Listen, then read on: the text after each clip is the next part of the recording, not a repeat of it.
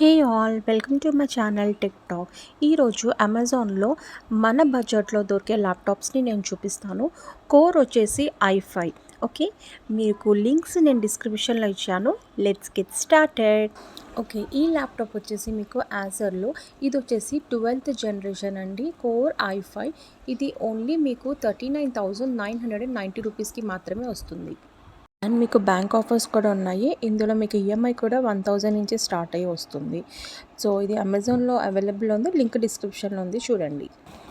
Next వచ్చేసి జీబ్రానిక్స్లో pro series అండి. ఇది కూడా 12th జనరేషన్.